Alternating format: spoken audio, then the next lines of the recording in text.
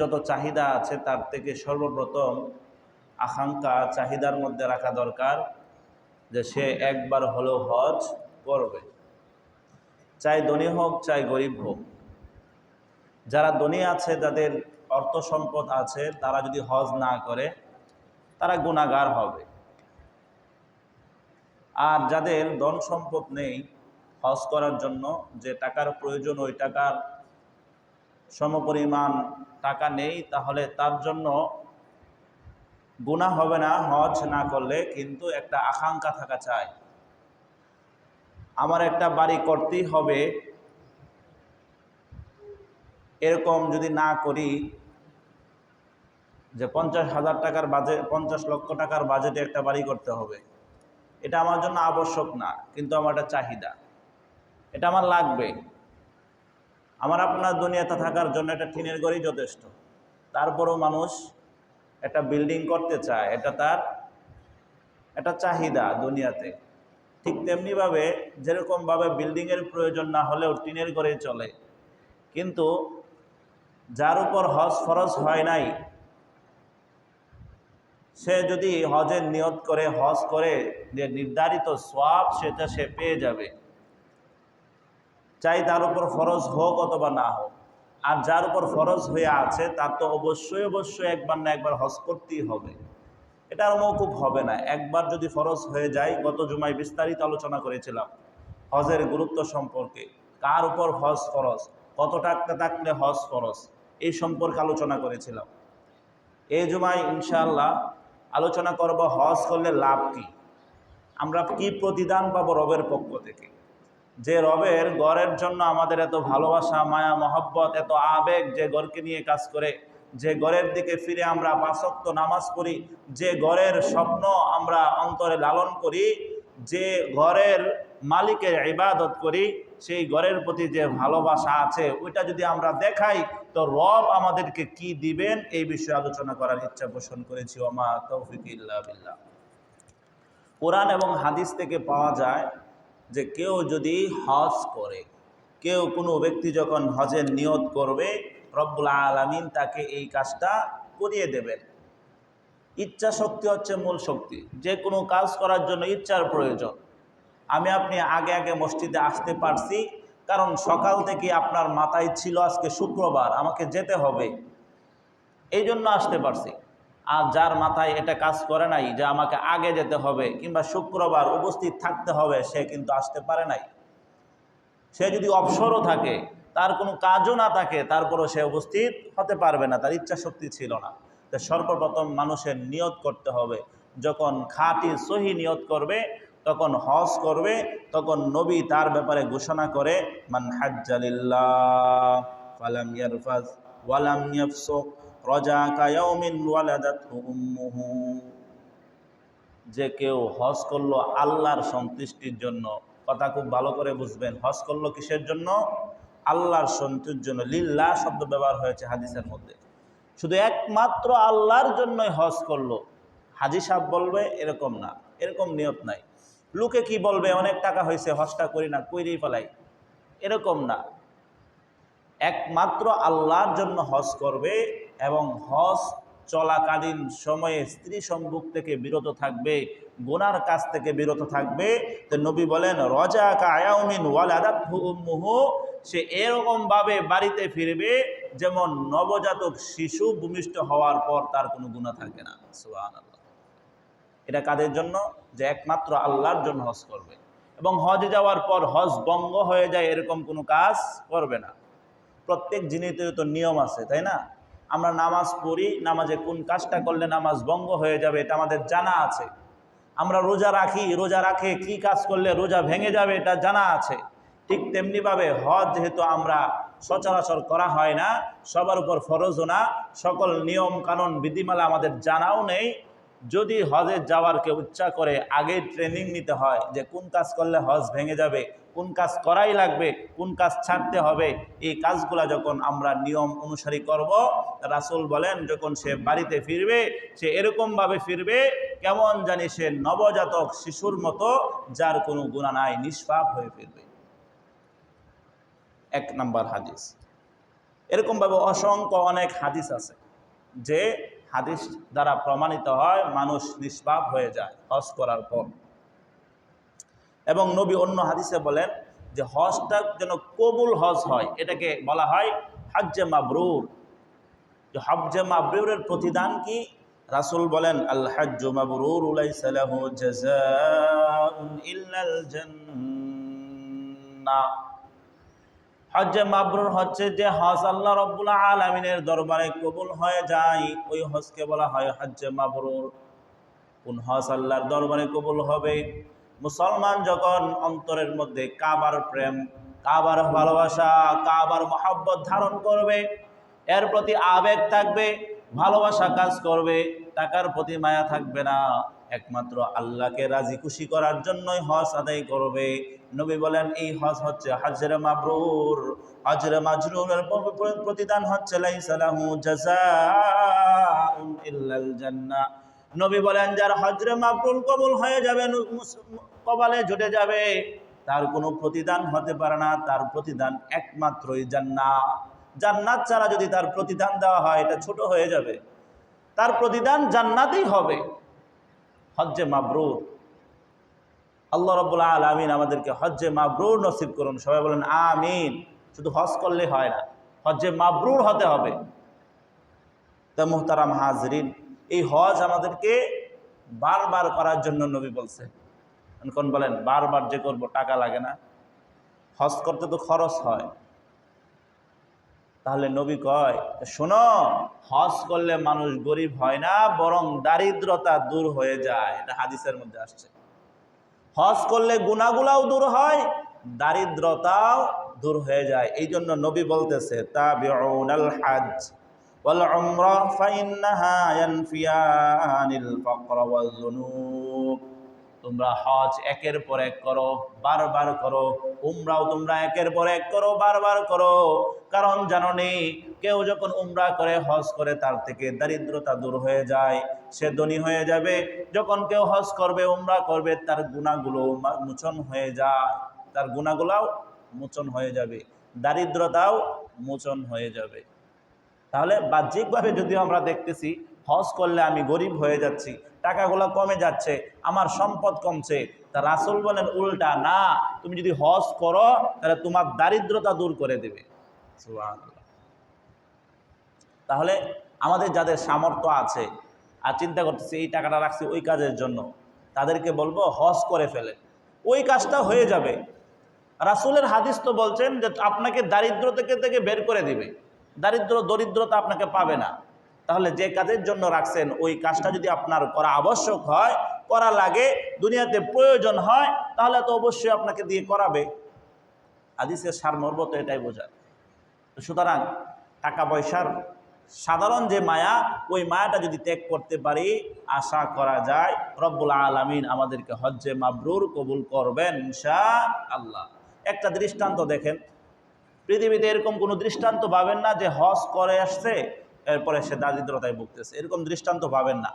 বরং প্রত্যেকটা হাজী সাহেবই ভালো আছেন আমার আপনার থেকে, যে হজ করে নাই তার থেকে ভালো আছেন, অবস্থার দিক থেকে, সম্পদের দিক থেকে, সব দিক থেকে ভালো আছেন। সুতরাং অন্তরের মধ্যে কাবার প্রেম, মহব্বত, ভালোবাসা লালন করি, আর এর উদ্দেশ্যে কিছু কিছু কিছু কিছু করে টাকা জমাই, ইনশাআল্লাহ পৌঁছায় দেবেন কে? আল্লাহ। আল্লাহ আমাদেরকে ওই জায়গায় পৌঁছাইবেন। তো এটা হচ্ছে রাসূল সাল্লাল্লাহু আলাইহি ওয়াসাল্লাম বলেন হজ যদি করে এই অবস্থা, আর যখন মানুষ হজ করে তখন মদিনার জিয়ারত তার জন্য সহজ হয়ে যায়, ঠিক না? যে হজ করে সে মদিনাও যায়। মদিনা, যে মদিনা ভূমিকে রব্বুল আলামিন বলছেন আরদুল্লাহ, মদিনা হচ্ছে আল্লাহর ভূমি। মদিনা কি? আল্লাহর ভূমি। স্বয়ং মদিনাকে এই আল্লাহ রব্বুল আলামিন এই ঘোষণা করেছেন যে এই মদিনা হচ্ছে আমার ভূমি, আমার জমিন। যখন আল্লাহর সঙ্গে জমিনকে নিসবত করলো, তখন এই জমিনের মর্তবা আল্লাহ নিজেই বাড়ায় দেয়। মোহতারাম হাজরিন, রাসূল এই মদিনার জন্য অনেক দরদ ছিল, মদিনার জন্য মদিনার ভালোবাসা ছিল অন্তরে, হৃদয়ে। আপনারা শুনেছিলেন মক্কা বিজয়ের সময়, যখন মক্কা বিজয় হয়, রাসূল আকরাম সাল্লাল্লাহু আলাইহি ওয়াসাল্লাম গনিমতের মালগুলা মক্কার যে মানুষ আছে তাদেরকে বিলাই দিতেছে, সকলকে দিতেছে। যে তুমি নাও 100 উট, তুমি ওই জমিনটা নিয়ে নাও, তুমি ওই খেজুর বাগানটা নিয়ে নাও। মদিনার যারা ছিল, মদিনার যারা আনসার ছিল, তাদের মনে একটা রেয়া লাগছে, হায় হায়, আমাদের কাছে রাসূল ছিল, রাসূলের জন্য আমাদের এত ত্যাগ, এত কুরবানি আমরা করলাম, আমাদের কোনো সম্পদ দিচ্ছে না। এই রাসূল তার নিজের আত্মীয় স্বজনদেরকে দিতেছে। রাসূলের বাড়ি কোথায় ছিল? মক্কায়। চলে গিয়েছিলেন মদিনায়। তাদের মনের মধ্যে এরকম একটা প্রশ্ন আসতেছিল। রাসূল বুঝতে পারলেন যে তারা এরকম ধারণা করতেছে।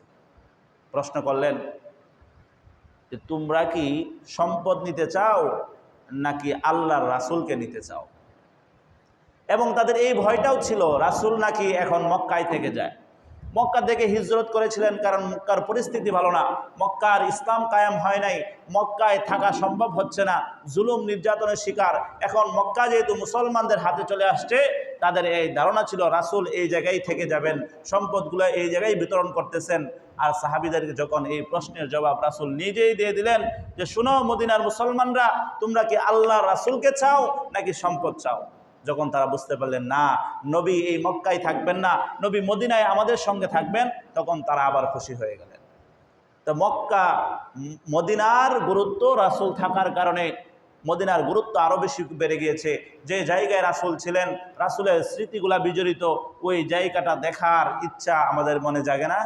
অবশ্যই। কাবার মদিনার ভালোবাসা মহাব্বত, আর যে হজ করে সে ওই মদিনা দর্শনের লাভ করে, মদিনা দেখে এবং রাসূলের কবর জিয়ারত করার তৌফিক হয়। যেমনিভাবে মসজিদে বাইতুল্লাহর গুরুত্ব রয়েছে, তেমনিভাবে মসজিদে নববীরও গুরুত্ব রয়েছে। হাদিসের মধ্যে আসছে কেউ যদি বাইতুল্লাহ শরীফে 1 ওয়াক্ত নামাজ পড়ে তাহলে 1,00,000 রাকাত নামাজে সওয়াব পায়, সুবহানাল্লাহ। আর কেউ যদি মসজিদে নববীতে 1 রাকাত নামাজ পড়ে তাহলে 1000 নামাজের সওয়াব পায়, মতান্তরে 50,000 রাকাতের সওয়াব পায়। তাহলে ওই জায়গাগুলোতে যাওয়া হয়, হজ যদি করা হয়, বাইতুল্লাহতে নামাজ পড়বেন, বাইতুল্লাহতে হজ করে রাসূলের কবর জিয়ারতের জন্য মসজিদে নববীতে যাবেন, নামাজ পড়বেন, এই লাভগুলা, এই বোনাসগুলা আমরা পাবো।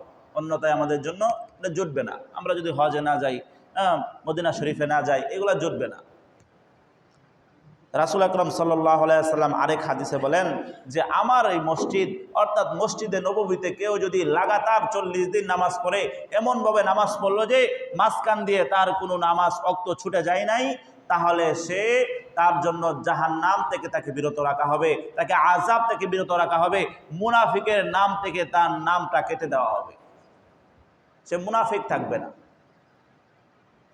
এই জন্য মুহতারাম হাজরিন, মদিনার ভালোবাসা, মক্কার ভালোবাসা, ওই জায়গার মহাব্বত আমাদের অন্তরে ঢুকাতে হবে, ভালোবাসা রাখতে হবে।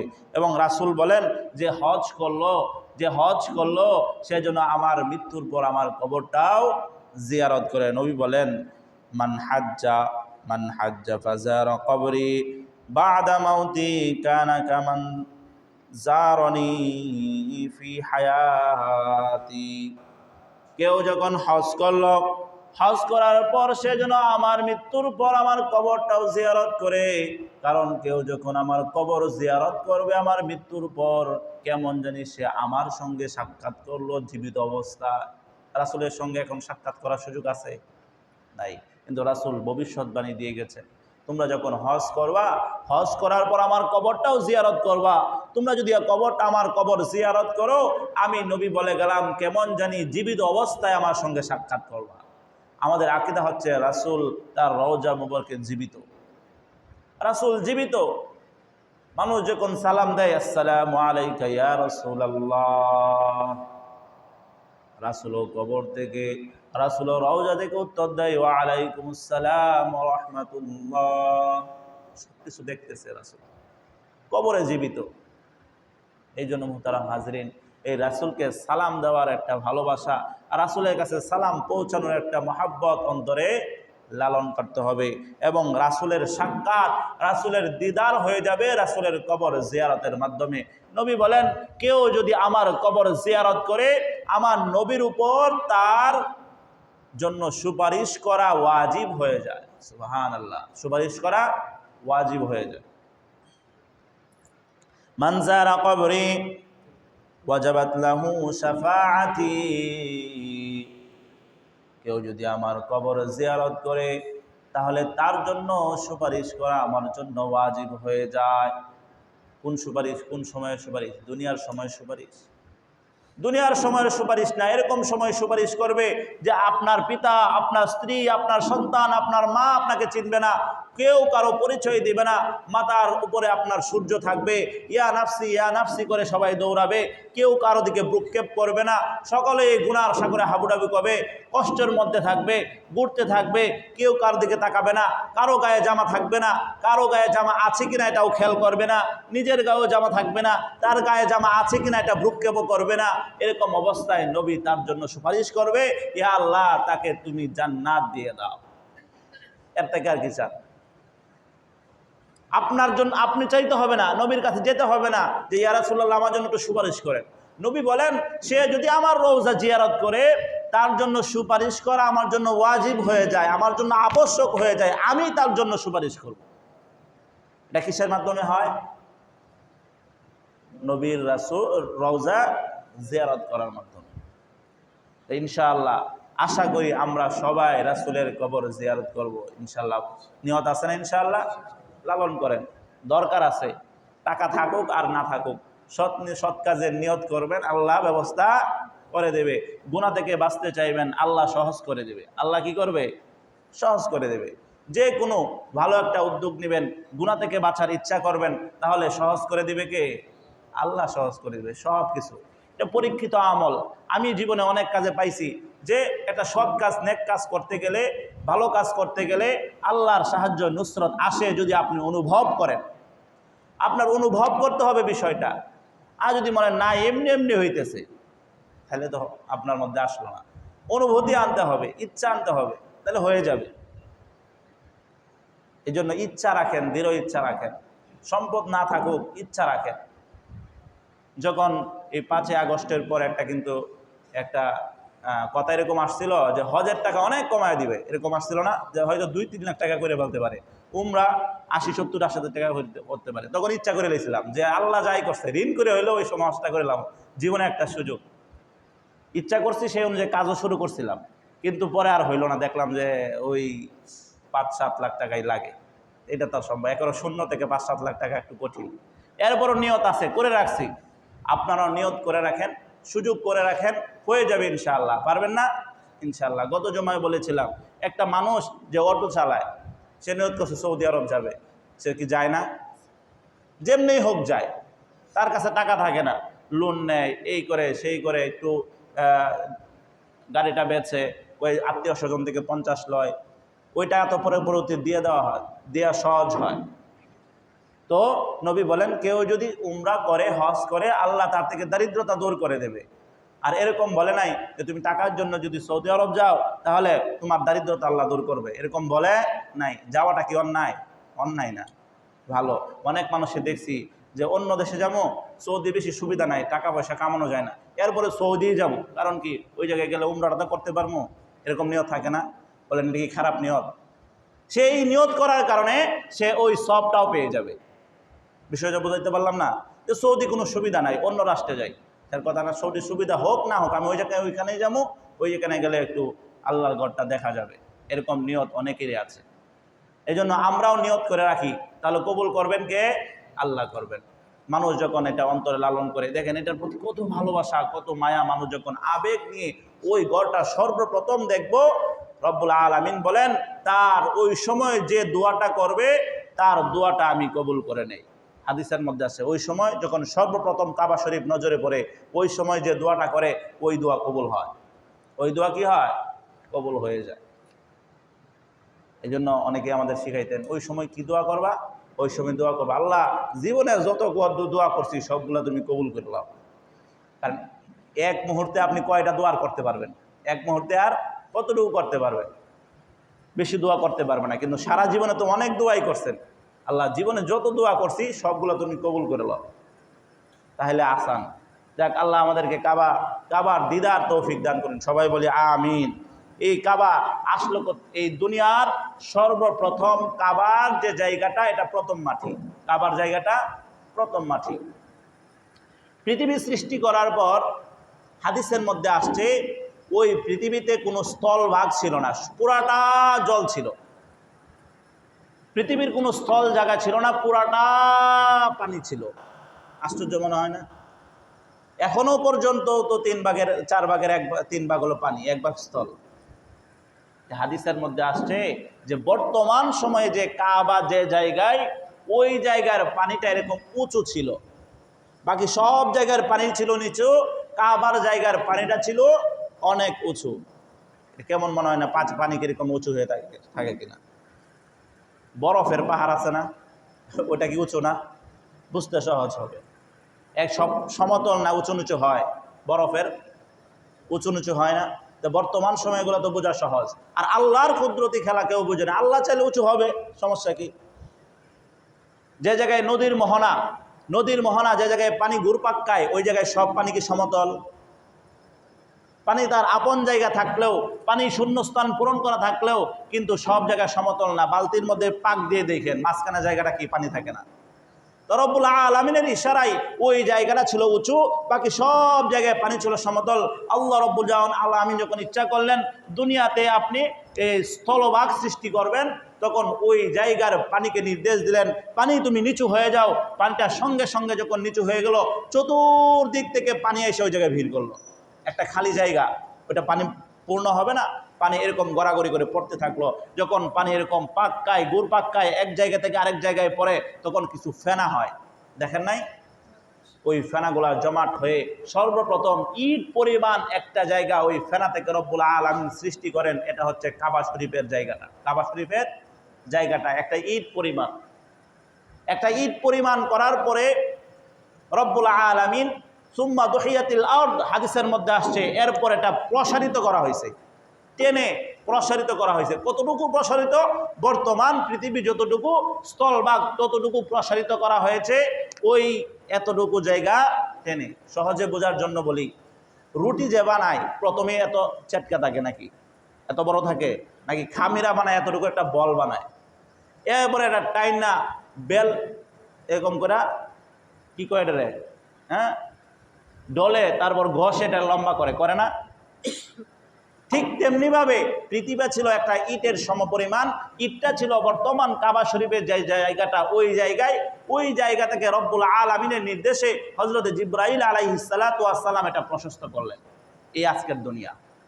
তাহলে কথা হচ্ছে, কাবা শরীফ সর্বপ্রথম মাটির জায়গা, ওই জায়গা থেকে পৃথিবীকে টেনে লম্বা করা হয়েছে, বড় করা হয়েছে। তাহলে কেমন জানি পুরা পৃথিবীর স্থলভাগ হচ্ছে কাবার একটা অংশ, কাবার মূল কি? মাটি। কাবার মূল কি? মাটি। আমাদের মূল কি? মাটি। আল্লাহ বলেন, মিনহা খলাকনাকুম ওয়া ফিহা নুঈদুকুম ওয়া মিনহা নুখরিজুকুম তারাতান উখরা। রব্বুল আলামিন জানায়া দেয়, মিনহা খলাকনাকুম, আমি তোমাদেরকে সৃষ্টি করেছি মাটি থেকে, ওয়া মিনহা নুখরিজুকুম, এবং তোমাদেরকে মাটিতেই ফিরিয়ে নেওয়া হবে, ওয়া মিনহা নুখরিজুকুম তারাতান উখরা, আবার মাটি থেকে তোমাদেরকে পুনরায় উঠানো হবে। মাটির সৃষ্টি, মাটিতে ফিরে যাবা, মাটি থেকে উঠানো হবে। কোথায় যেতে হবে? মাটিতে। তাহলে কেমন জানি কাবার সঙ্গে আমাদের একটা সম্পর্ক আছে। নবী বলেন, কুল্লুকুম বনি আদম, তোমরা প্রত্যেকে বনি আদম, ও আদম তুরাব, আদম হচ্ছে মাটির। আদম কি? মাটির। কেউ যদি নূরের কয়, তা আমরা করতে যাব না, দরকার নাই, ঠেলা রাখি।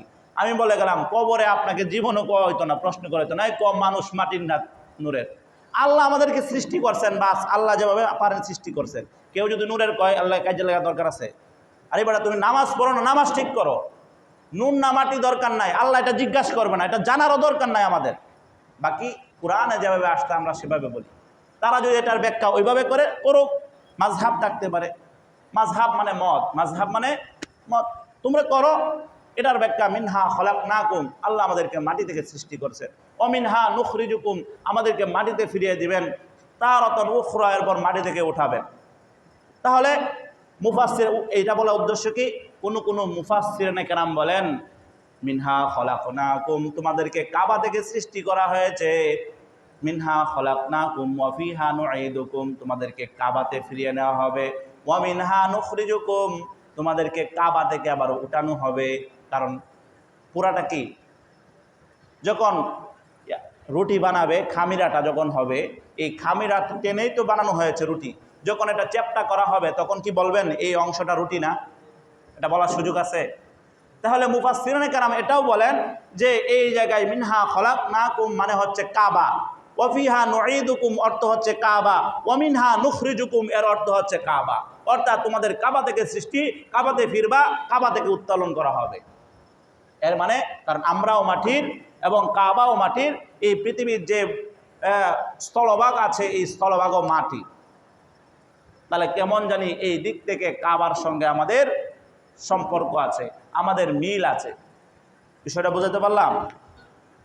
তো যখন মিল আছে আমাদেরকে কাবাতেই ফিরে যেতে হবে, তাহলে জীবদ্দশায় একবার কাবাতে যেতে চাই না ইনশাআল্লাহ। আমাদের এই আকাঙ্ক্ষা মনের মধ্যে ধারণ করতে হবে, তাহলে রব্বুল আলামিনের যদি আমাদের আশা থাকে তাহলে পূরণ হবে। আর যদি আমার মধ্যে ইচ্ছাই নাই, উদ্দীপনাই নাই, ভালোবাসাই নাই, ওইদিকে কোনো আগ্রহ নাই, তাহলে আপনার থেকে এটা করা সম্ভব হবে না। শুধু তাই নয় যে পৃথিবীর প্রথম মাটি কাবাঘর এটা নয়, পৃথিবীর প্রথম ঘরও হচ্ছে বাইতুল্লাহ। পৃথিবীর প্রথম ঘর বাইতুল্লাহ। এই বাইতুল্লাহ হচ্ছে পৃথিবীর প্রথম ঘর। দলিল আল্লাহ বলেন ইন্না আউওয়ালা বাইতু উদিআ লিন-নাস লাল্লাযী বিবাক্কাতা মুবারাকাও ওয়া হুদাল লিল আলামিন। মানব জাতির কল্যাণের জন্য সর্বপ্রথম যে ঘর নির্মাণ করা হয়েছে সেটা তো বাক্কা, আল্লাযী বিবাক্কাতা, এটা মক্কায় অবস্থিত। কেন নির্মাণ করা হয়েছে? হুদা মুবারাকাও ওয়া হুদাল লিল আলামিন, জগৎবাসীর জন্য এটা রহমত স্বরূপ, হেদায়েত স্বরূপ। এই ঘর নির্মাণ করা হয়েছে জগৎবাসীর জন্য রহমত স্বরূপ, হেদায়েত স্বরূপ।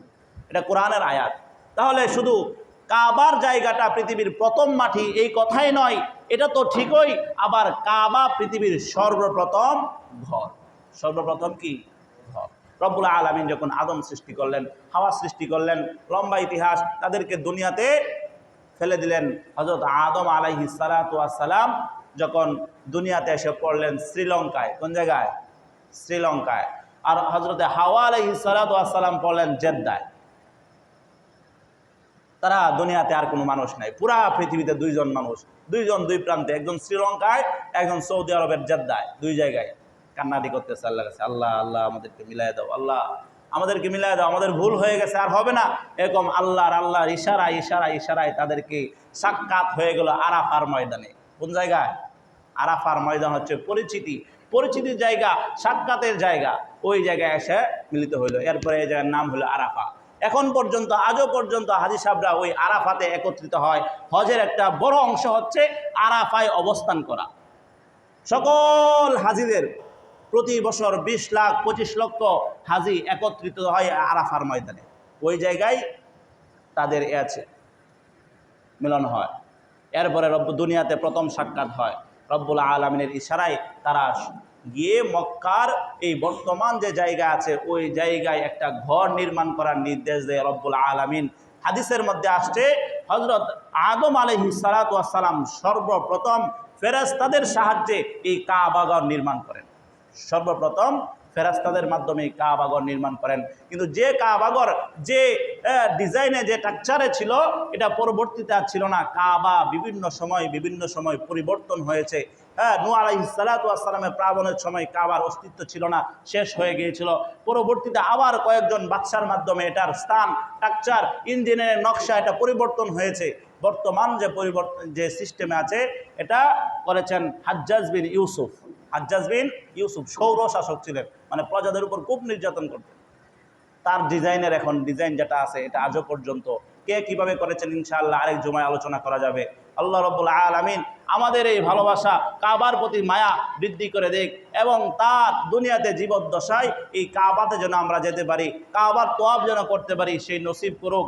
রাসূলের রওজা শরীফে আমরা গিয়ে আসসালামু আলাইকুম ইয়া রাসূলুল্লাহ, আসসালামু আলাইকুম ইয়া হাবিবাল্লাহ বলার তৌফিকটি দান করুক। ওয়া আখিরু দাওয়ানা আনিল হামদুলিল্লাহি রাব্বিল আলামিন।